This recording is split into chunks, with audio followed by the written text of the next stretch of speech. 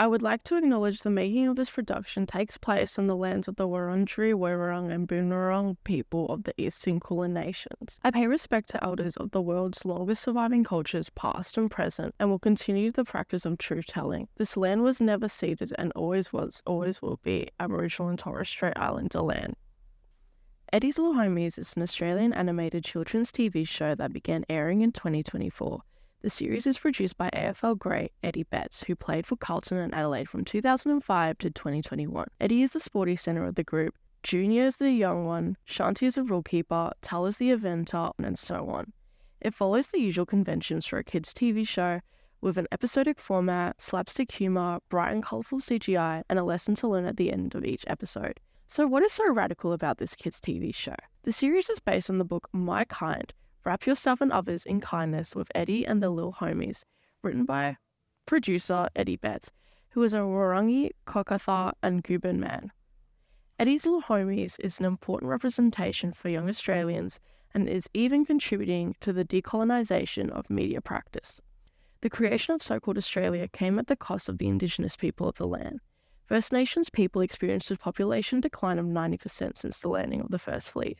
Indigenous peoples face intergenerational trauma as a result of the still ongoing colonisation of so-called Australia, which has resulted in lower graduation levels, higher incarceration rates, and insane wealth disparities. Decolonisation is the practice of undoing and reversing the effects of colonisation. Often people hear the term decolonisation and may associate that practice with violent means, but Eddie's Little Homies provides an entirely different and actually quite impactful depiction of decolonisation. In the case of Eddie's Little Homies, Indigenous and minority voices are centred.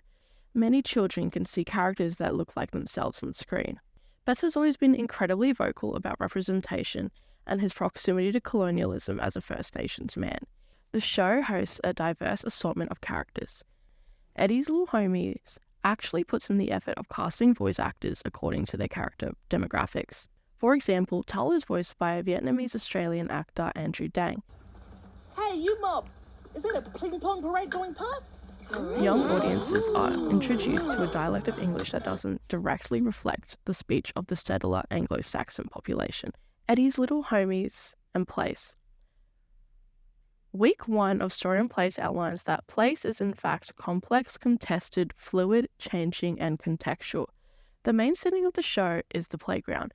The playground is actually a real place. It was based on Sacred Heart School in Fitzroy, which is based on Wurundjeri land. Fitzroy itself hosts one of the largest Indigenous populations in Victoria. The primary school is situated next to the flats, which was important for representation. Rubbish picker uppering unit. For keeping country clean. And for winning that. Personally, I was amazed by the inclusion of this statement because it introduced young audiences to the concept of country. Indigenous view country as more than just land, but rather more so all aspects of the environment. The knowledge, cultural practices, and responsibilities connected with this, and that we belong to country rather than country belongs to us.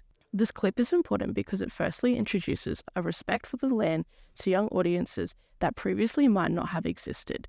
It acknowledges that although the playground is for playing, it is still on Indigenous land. Eddie and the homies each explore the place differently, but it is where they learn, play, and interact.